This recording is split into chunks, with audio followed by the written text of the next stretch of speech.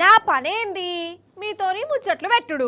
మన రాష్ట్రంలో ఏమైతుంది, మన సర్కారు పాలన ఎట్లున్నది, మన జనాలకు ఏం ఫాయిదా అవుతుంది, ఎట్లా లాస్ అవుతుర్రు, ఎట్లా మోసపోతుర్రు, ఎట్లా గోసపడుతుర్రు, ఇవన్నీ చెప్తా కదా.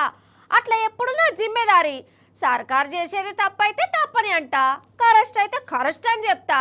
మంచి చేస్తే మెచ్చుకుంటా, మోసం చేస్తే బరాబర్ నిలదీస్తా. కానీ ఇట్లా నిలదీస్తుంటే మన సర్కారు అస్సలు ఊర్వనే ఓర్తలేదోలా. రౌడీ షీట్ కేసులు పెడుతుంది. ఎవరన్నా సర్కారు చేసిన తప్పులను ఎత్తి సూయిస్తే చాలు పగబడుతుర్రు, కేసులు పెడుతుర్రు. ఇందిరమ్మ రాజ్యం అంటే ఏందో కండ్లకు కట్టినట్టు చూయిస్తుర్రు. అగో నిజంగా మన రేవంత్ సార్ మాత్రం సోషల్ మీడియాకు మస్తు భయపడుతున్నాను అనిపిస్తుందోల్లా. ఈ సోషల్ మీడియా సార్ను నిద్ర లేకుండా ఎత్తాది కావచ్చు, ఎందుకో చెప్తా గానీ అసలు రేవంత్ సార్ది మాట అంటే మాటనే పోరి. సార్ ఏమన్నాడు, ఇందిరమ్మ రాజ్యం తెత్తా అన్నాడు. కానీ జనం ఇందిరమ్మ రాజ్యం అంటే ఏమో అనుకున్నారు. కానీ రేవంత్ సార్ మనసులో ఉన్నది మాత్రం కనిపెట్టలేదు. కానీ ఇప్పుడు కళ్ళారా చూత్తాన్లు, ఇందిరమ్మ రాజ్యం అంటే ఎమర్జెన్సీ రాజ్యం అని పేరు పోయింది కదా. ఇది అర్థం కావడానికి జనంత టైం పట్టింది మన జనాలకు. ఇగో ఇప్పుడు మన రాష్ట్రంలో ఇందిరమ్మ రాజ్యమే నడుస్తాంది. ఎమర్జెన్సీ పాలనే చేత్తాన్లు. గిట్లెందుకు సారు తప్పు చేత్తాన్లు అనుడు పాపం. ఇంటికి పోలీసులు వచ్చుడు, కేసులు పెట్టుడు, అరెస్టులు చేసుడు, గిదే కథ. అడుగుడు సంగతి పక్కకు పెట్టు, సోషల్ మీడియాలో నిలదీసినా పెద్ద పాపమే అవుతుంది. బల్మీటికి జైలుకు పట్టుకపోతురు. ఈ రెండేళ్లలో ఎంతమంది సోషల్ మీడియా జనాలను అరెస్ట్ చేసిరో మనం చూడలేదా. వీళ్ళందరూ రేవంత్ సర్కార్ పాలనను ప్రశ్నించినోళ్ళు, జనం దిక్కు పోస్టులు పెట్టినోళ్ళు. ఇట్లా పోస్టులు పెడితే కాంగ్రెస్ సర్కార్ ఓర్వలే, గోసబుచ్చుకున్నది, జైలేసింది.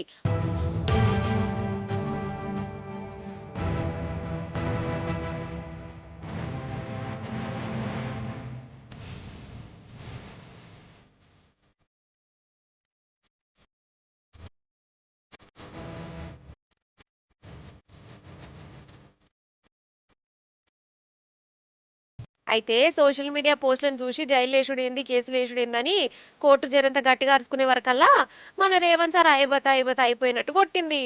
అయ్యో ఇప్పుడు ఎట్లా ఈ పోస్టులు పెట్టకుండా ఏం చేయాలి, మన పాలన సక్కదనం జనాలకు తెలియకుండా సోషల్ మీడియాలో ఎట్లా ఆపాలని ఆలోచించి లాస్ట్ కు సైబర్ క్రైమ్ అనే పేరు పెట్టి రౌడీ షీట్ కేసులు పెట్టి ఎగురం పెట్టుకున్నాడట. సోషల్ మీడియాలో సైబర్ నేరాలు చేస్తున్నారని అనుమానం కొట్టిన వాళ్ళ మీద రౌడీ షీట్లు, హిస్టరీ షీట్లు, సస్పెక్ట్ షీట్లు, మను షీట్లు, మశాన షీట్లు తెరవాలని అన్ని పోలీస్ టౌన్లకు ఆర్డర్లు పోయినాయి. అంటే సైబర్ క్రైమ్ చేసే వాళ్ళకి శిక్ష పడవలసిందే, కాదంటలేను. కానీ మన సర్కారు ఉపాయం మాత్రం అలాగే ఉన్నదట. ఇట్లా రాజకీయం పోస్టులు పెట్టేటోళ్లను నజర్లో పెట్టుకొని ఎవరెవరైతే సర్కారు తప్పులను నిలదీస్తారో వాళ్ళని సైబర్ క్రైమ్ పేరుతో ఇరికిచ్చి రౌడీ షీట్ కేసులు పెట్టి ఆలోచన చేస్తున్నట్టే చాలా మంది కొడుతుంది.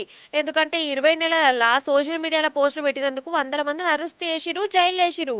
ఇక ఇట్లా అరెస్టులు నియత కాదని కోర్టు ఎప్పుడుతోనే ఉపాయం పన్నిందని అంటుర్రు.